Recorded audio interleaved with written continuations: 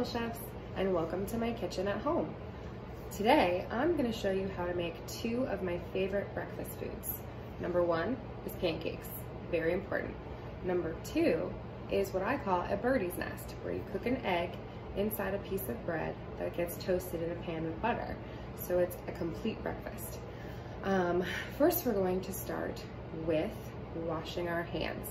Very important, because cross-contamination can happen with our hands and also with our utensils.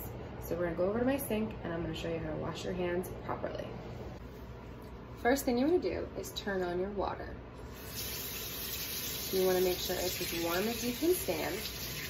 And then you're gonna take your soap and you're gonna rub them together really vigorously until you start to see a white foam happening. Rub your fingers in between each other. And then you want to turn your fingers in your palm also. Make sure all of that is clean, and don't forget your thumb. Rub both thumbs together. And a good rule of thumb, pun intended, is for you to sing the words, happy birthday, just like it is your birthday every year. And that will ensure that you've been washing your hands long enough. Okay? When you are finished soaking, you should see foam all of your parts of your hands. And then we'll rinse. Ooh, that's a little bit warm, but again, as hot as you can stand.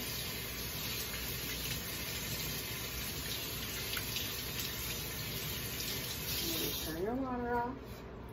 Shake your hands in the sink if you can. Get a paper towel and dry them off. Now we can begin cooking with our clean hands. So we place a tablespoon of butter in a pan and we're going to melt that. And let's talk about measuring properly really quickly. So any ingredient that you're using, you always want to make sure the cup or tablespoon is leveled off.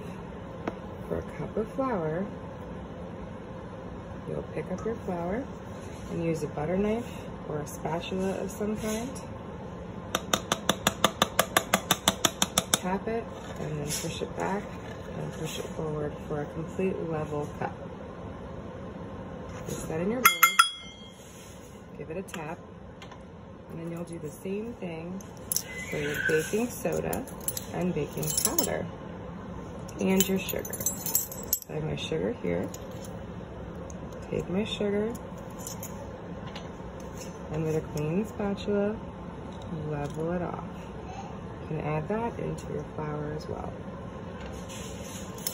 Now we'll do half a teaspoon of baking soda and a full teaspoon of baking powder.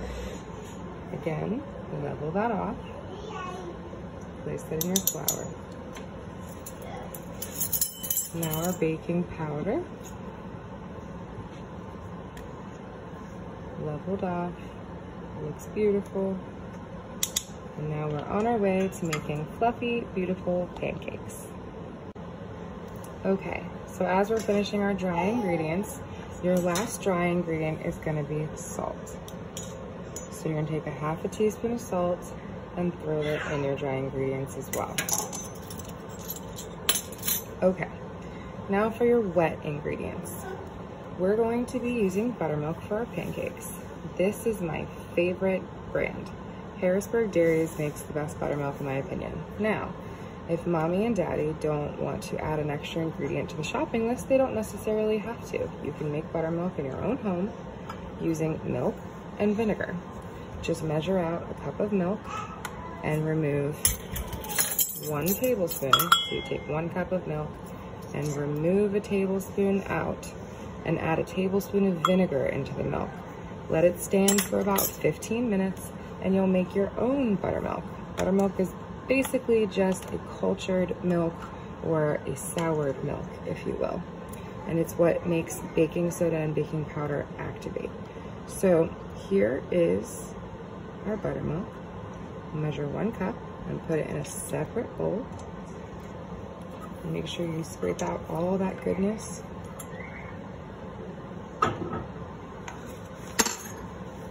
Made a little bit of a mess, we'll clean that up. Okay, Then you have an egg. So you'll crack the egg, slam it down on the board, make a little dent, and you'll use your fingers to spread it apart and break it right into the bowl. Okay? Beautiful job, little chefs. We are almost done. So, our butter we melted, which I have right here. And now I'm just gonna whisk my egg, and I'm going to add my melted butter into the buttermilk and the egg. Pour it very slowly. And I'm ready to go. So in here again, I have my egg, my buttermilk, and my melted butter. And in my dry ingredients bowl, I have my flour, my sugar, my salt, my baking soda, and my baking powder. So now I can mix the two together. So you'll go ahead and add about half of your dry ingredients at a time. Give it a whisk. And once it's relatively combined, you can go ahead and add the other half. Set your bowl aside, and now we'll give it some love and stir a little bit more vigorously.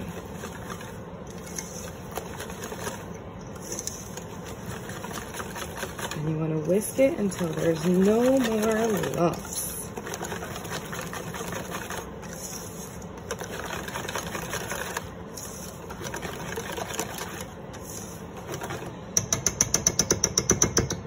Excellent job, little chefs. Now we have pancake batter. Okay, little chefs, now I have the griddle ready to go. This is nice and warm. And here is our pancake batter. I like to make smaller pancakes using just a little large tablespoon, if you will. These would be called silver dollar pancakes. So I'll come in here and I'll scoop up some batter. Nice heaping tablespoon. Go, and we'll drop it right on our griddle, and I give the spoon a little twirl and drop that pancake. We'll do that again, right beside it, again, a little twirl. That ensures that my pancake is a beautiful little circle. And there's a third one. So now what we wait for is we wait until the bottom is set, and I'll get little bubbles like these. And once that happens, we'll know the bottom is cooked and we can go ahead and flip it over. So we'll wait until we're ready and keep an eye on those pancakes and watch all the science happen.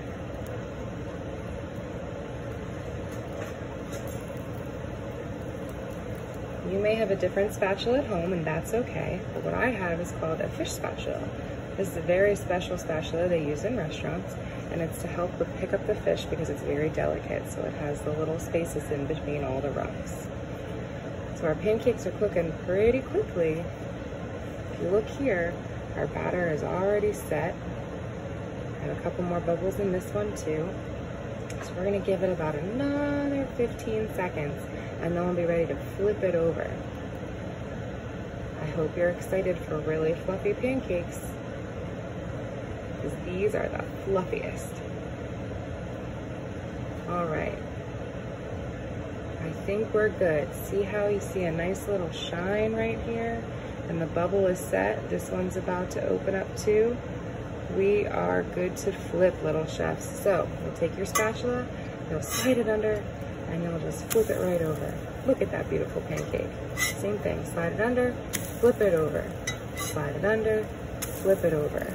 Golden brown, fluffy pancakes. Look at the science happen. It's rising already.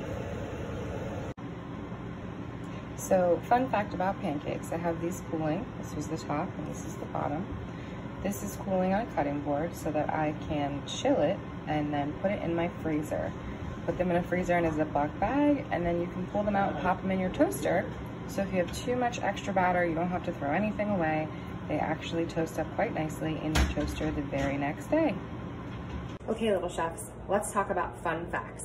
So since we made pancakes today, I wanted to talk briefly to you about baking soda and baking powder. They're two different things that you can purchase in the grocery store. Baking powder simply just needs moisture to be activated. baking soda needs an acid, which is why we used buttermilk today. And remember, if you don't have buttermilk, you can make your own. With that cup of milk and a tablespoon of vinegar, you'll have your own buttermilk. Baking soda is also called sodium bicarbonate. Very, very fun fact. It used to be used in case your belly had too much acid in it and you didn't feel good. You could mix some baking soda in water, give it a stir, and take a sip, and it would make your belly feel better. The most important thing to remember is buttermilk. Buttermilk pancakes obviously need buttermilk to be made, but baking soda is your ingredient that will make them nice and fluffy on your griddle. So don't forget your baking soda and don't forget your buttermilk. Okay, little chefs, let's get started on my favorite breakfast. You will need a small paring knife, a slice of bread, 1 egg, some salt, and some soft butter. If you're not comfortable using a knife yet, you can also use the top of a jar. Okay, so let's get started. If you're gonna use the jar, you simply turn it upside down on your slice of bread and give it a push. I'm gonna mark it so I just kind of know where I want to cut my bread. Look at that. So now I can go back through and take my knife and just cut it out. Very simply, almost like using scissors. And save this little piece because we're gonna toast this also, and it makes a great topper to your birdie's nest. Okay, next what we're gonna do is you'll pick up your bread. Remember, we washed our hands first. And you will smear it with butter. Now, all chefs use unsalted butter, but if you have salted butter at home, then you can just simply skip the step where I'm going to add salt. So make sure you check with your mom and dad and find out what kind of butter you have in your fridge. If it's salted, you're all set. If it's unsalted, you'll take some salt and you'll sprinkle it on the bread. Now, this gets a little bit messy, so we're gonna turn it over and we're gonna put butter on both sides. So we'll smear the butter, just a nice thin layer. And again, soft butter is going to be your winner. If the butter is too cold, it's not gonna spread very nicely. All right, let's go over to our warm pan so we can start searing our bread. Okay, little chefs, this is my griddle that I have in my home, but if you don't have a griddle at your home, you can simply use a saute pan. So we're gonna take our nice bread that's buttered and salted, and we're gonna place it in the warm pan or on the warm griddle, and we're gonna sear it until it's golden brown on one side, and then we'll flip it over. While my bread is searing and I'm waiting for it to turn golden brown, I'm gonna take my egg and I'm gonna crack it into a bowl just to make sure that the quality is okay, and I can teach you what makes a good egg and what makes a bad egg. So you're gonna smash your egg on your cutting board or your countertop, and you'll make a little dent, and you'll use your fingers to pull it apart. Let it drop in the bowl, and then we're gonna look at it together. So here's my egg, and if you tilt it, you can see there's a thicker white and a lighter white. As long as you see that differentiation, you know that your egg is relatively fresh and we're good to go. If you ever see droplets of color in your egg, then you want to be careful because that egg may not be good for a saute egg, but still okay to use for baking. While my bread is still browning on the griddle, we can go ahead and butter your little piece of bread as well. So again, a nice little thin layer of butter, nice and soft, flip it over. And again, if it's unsalted, we'll add a little salt. If it is already salted, then you can skip that step. We'll put this on the griddle also to get nice and golden brown. Okay, little chefs, I think we're ready to flip everything over. I've got a nice golden brown on the other side, I believe, so we'll flip it over. It's beautiful. We'll do the same thing with our little piece of bread for our topper. And now we're ready to add our egg. So you can go ahead, grab your egg, and we're gonna pour it right in the hole into that nice warm pan. All right, now we let that cook for several minutes until you'll see that this egg white will start to change. And instead of it being opaque or a see-through, it'll end up turning very, very white and no longer be see-through. Okay, little chefs, My egg is almost finished cooking on one side. My bread is also toasted, so I can remove this and place it on my plate.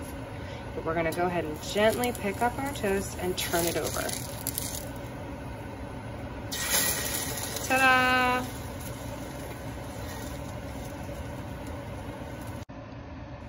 Okay, little chefs, so how do we know our egg is ready? Well, with your nice clean washed hand, you can go ahead and touch it. It's a little squishy, but I like my egg yolk to be runny. If you would like your egg yolk to be fully cooked, then it would be a little bit more firm. And I think we're ready to remove this from the griddle. So you're going to gently pick up your egg, and we're gonna move it onto our plate. And for presentation purposes, you can go ahead and put it on top, and now your birdie's nest is finished. Breakfast is served, little chefs. Let's see how we did. Take your fork and knife, and let's get eating. Go ahead and cut your toast through your egg, and I have a perfect egg. That's just how I like it. Enjoy, little chefs.